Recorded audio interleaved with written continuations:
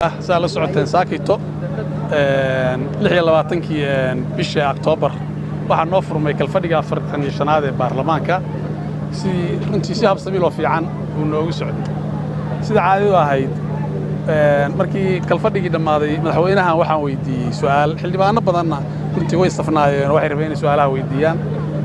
su'aalaha iyaga ku salaysnaa tayadu waxay ku salaysnaa xaqiiqda dhabta ah ee waddanka ka jirta waa u qodobeeyey waxaan tusaaleeyey maaragtay wax kasta oo waddanka ka jira xaaladooda amni waxaan siyaasad dhaqan haddii ilaahay ku roon yahay iyo bulsho intaba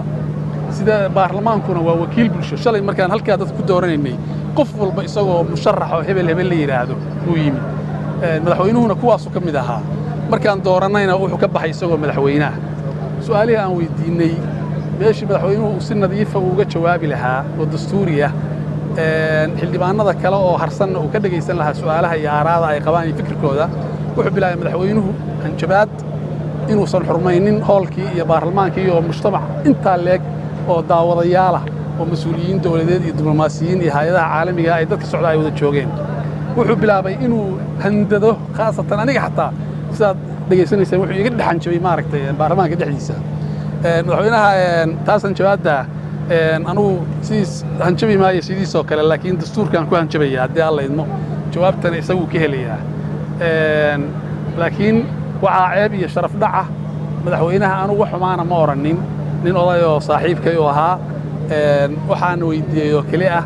qaaraadaydii iyo su'aashaydii shakhsi oo aan sax u lahaa mudan ahaan inaan weydiiyo waad u jeeddeen si cara leh buu hoolkii uga baxay iyadaan la fasixin waxaa dastuurku qabaa marka madaxweynuhu khudbadiisa dhammaysto su'aalaha la weydiinayana uu dhammeeyo in guddoonka baarlamaanku uu madaxweynaha fasaxo isagoo xildhibaanada ka codsanaya in madaxweynaha la fasaxo ma yeelin waxa weeye wuxuu rabay markuu ku hadlay buu iska baxay insha allah haddii alla idmo annagu xildhibaanna ahaan iyo bulsho ahaan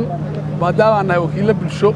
dib baannu isugu noqonaynaa wixii tillaabo ah oo maaragtay aan wax ku saxaynana cid aan uga haybaysanayna haba yaraatee ma jirto madaxweynuhu wuxuu sheegay in ammaanka wax laga qabtay gobollo badan la soo celiyey waxaasoo dhan xukumi jiraan miyaa leedahay madaxweynaha wuxuu qabtay waa wixii loo doortay wuxuusan qaban baa annagu weydiinayno iyo aaraada dadku ay rabaan sida su'aashayda ka hadlayseen waxaan weydiinayay waxyaalaha waddanka waa la socotaan kacdoonnaa ka jira waxa weeye tallaabada markaan insha allah waa in la soo socodsiinaynaa wixii dastuurku na farayaan qaadanaynaa xildhibaana waxaa sheegtay amnigii puntland uu furan ka baxay puntlandkaan ku noolnahay amni baa ka jirta waatee haddaa bugcad adigu meesha aad ku nooshahay uu ammaan ka jiro waxaan ka hadlaynaa puntland markaan ka hadlaynaa gebi ahaan waddanka oo dhan sidaas darteed meel kastoo wax ka jiraan waxaa laga rabaa isagaa mas-uulka ah qofka jooga meesha ugu dambaysa koonrar ilaa koonrar madaxweynaha la rabaa amnigiisa iyo xuquuqda muwaadinka inuu ilaaliso xukuumaddaa laga baahan yahay annagana markay ilaalin weydo waajibaadka iyo dastuuriga inaan ka qabsannaan oo ka baahan yahay shalaan doorannay marka biyo uma kaban karno inaan ka qaadanno hadduu dastuurka jebiyo ma qurux badnayn madaxweynuhu dalka mas-uuliyad buu hayaa haddii su'aalo la weydiiyo ay weliba baarlamaankii oo matelaya shacabka bulshada ah haddii su'aalo weydiiyaan xaq wuxuu u leeyahay inuu ka jawaabo inuu cadhoodo oo cararo maaha meeshanoo bakhaar may ahayn waa golihii baarlamaanka waa golo dastuuri ah 3 hay-adood baa dalka ka jira hay-adda fulinta hay-adda garsoorka iyo hay-adda xeerdejinta waxay mas-uul ka tahay inay dawladda la xisaabtanto su'aalana madaxweynaha weydiiso halkan waxaan uga sheegayaa shacabweynaha reer puntland iyo ummadda soomaaliyeed madaxweynuhu markuu noo imanayey qori caaradii kuma iman cod buu ku yimi isagoo shacabuu soo galay baarlamaanka isagoo madaxweynaha buu noqday halkanna qori caaradii laguma qabsanina waxaa lagu qabsaday cod baa lagu qabsaday maalintuu imanayey wuxuu dhaleecaynayey oo maagayey oo waxaan jirin iyo wax jiraba ka sheegayey madaxweyne isaga ka horreeyey madaxweyne maxamed cabdiweli maxamed cali gaas ayuu ka sheegayey wuxuu rabuu odhanayey madaxweynuhu marnaba kamuu joojin ololihiisii iyo hanjabaaddiisiiba wuu dhegaysanayey doorashuu la galay madaxweynihii waa laga helay si sharaf iyo karaame leba ku wareeji marka waxaan leeyahay madaxweynaha dalka qori kumaad qabsan cod baad ku qabsatay golihii ku siiyeyna inaad sharaftaabay ahayd inaad u hanjabtana xaq u maleeyay ka xildhibaan ahaan sida xildhibaankii horeba sheegay iyo xildhibaanada hadda iga dambayn doonaaba kolley dee baarlamaanku dastuur buu isagu ilaaliya waa xeer ilaaliye dastuurkaanu dib u noqon doonaa wuxuu uuna farayana waajibkaygana insha allah ka qaadan doona madax xildhibaan waxaa jira hadalhayn sheegaysa in mooshin ay dabada ka riixda dowladda federaalka uu jiro anigu kaama ogin haddaydan idinku ogeyn idinkaa saxaafadoo meelba farta geliya haddaydan taa war u hayn anigu mooshin jira ma hayno federaal mooshin wada ma hayno federaal xukuumadda waddo ma hayno mooshin ma hayno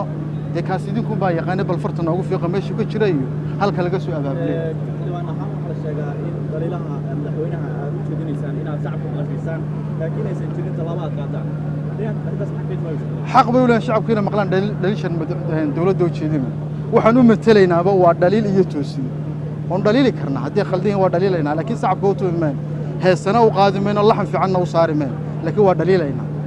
waxaanu kale ummadda tusaynaa iyo dadka aanu matelo waxaan waajibaadka naga saaran haddaama waxaad rabtaa inaanu marka madaxweyne yimaado u qaadno noolow u qaadi mayno hadduu noolow yahayna waa noolow hadduu khaldan yahayna waa toosinaya laakiinse madaxweynuhu heshiisuu sheegay inuu boosaaso ka soo galay aeroboortkii tii dekadda kulli ma idin weydiinoo ma keenin oo su'aala kama idin keenin keliya warbaahinta unbaa mar kasta ka hadashaan oo ka maagtaan taasoo maaha qori ku tuur laakiinse aydin weydiinna oo maxaanu weydiinaa soo kii cararayba markaan sila su'aalaa weydiiya soo kii naga caray maxaanu weydiinaa sidaad ogsoontihiin kala fadhigan waa kala fadhi dastuuriya baarlamaankuna shaqadiisa uu ku guto isla xisaabtanka xukuumadda sidaad ogsoontihiin golayaasha waxay aad iyo aad ugu dhex socdeen dhammaan hay-adaha dawladda iyo gobollada iyo degmooyinka dadka si loo ogaado waxyaabaha baahida oo jira runtii waxaan aaminsannahay muddadii hadda xukuumaddaani jidhay inaanay adeeg bulsho la samayn gobollada baahiyahan ku soo aragnay waxa halkan madaxweynuhu ka akhriyay inay islahayn golo badan ayaa xildhibaano badan ayaa liisgareysnaa inay su'aalo weydiiyaan madaxweynaha waxaana isla xisaabtanka golahana waa wax xaq loogu leeyahay dastuuriya runtii sida muuqata hadda madaxweynuhu isagaa waxa weye shirkiina carqaladeeyey kana baxay markii xildhibaankii u horreeyey su'aal weydiiyey xaqna waxaan ugu leenahay 48 saac oo xiriira haddii aanu la xisaabtamayno su'aalo weydiinayno adeegga bulshada ku xariiraya dawladdu bixiso in uu naga jawaabo in uu naga qanciyo